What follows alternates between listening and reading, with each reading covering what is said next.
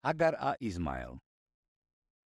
Genesis 16 sa Abraham a Saraj rozhodli vziať Boží ľud do vlastných rúk a pokúsili sa ho naplniť na vlastnú päsť.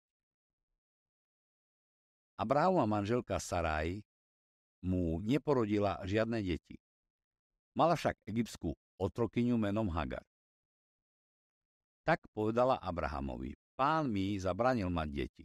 Choď, vyspí sa s mojou otrokyňou, možno si prostredníctvom nej vybudujem rodinu. Genesis 16, 1 až 2.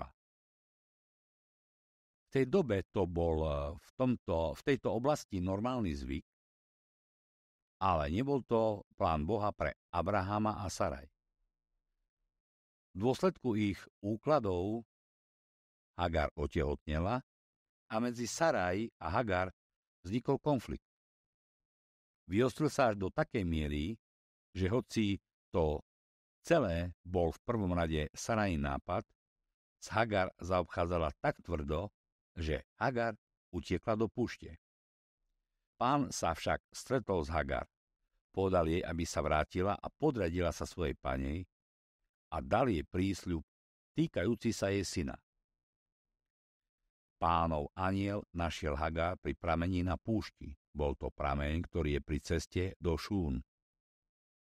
A on povedal: Hagar, otrok Saraj, odkiaľ si prišla a kam ideš? Utekám od svojej pani Saraj, odpovedal. Potom jej anjel Pánov povedal: Vráť sa k svojej pani a podriad sa jej. Anjel dodal: Rozmnožím tvoje potomstvo tak, že ich bude príliš veľa, aby sa to dalo spočítať.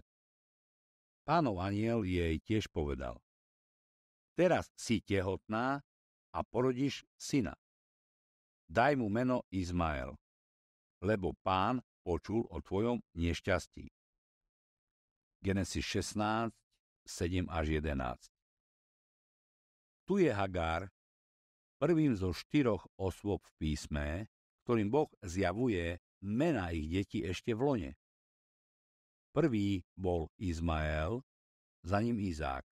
Potom sa to neopakuje až do Nového zákona, najprv s Jánom Krstiteľom a potom u Ježiša. Len tieto 4 deti pomenoval Boh ešte v lone. Izmael znamená Boh počuje a pre Hagar to bol prísľub, že Boh vypočul jej ťažkosti a nezabudne na ňu. V reakcii na to Hagar nazvala Pána Bohom, ktorý ma vidí, a vrátila sa k Abrahamovi a Saraj, kde nakoniec porodila svojho syna Izmaela. Ten istý Izmael sa nakoniec stal otcom arabských národov tejto oblasti, zatiaľ čo Izák sa stal otcom Izraelitov. Ďakujem za počúvanie.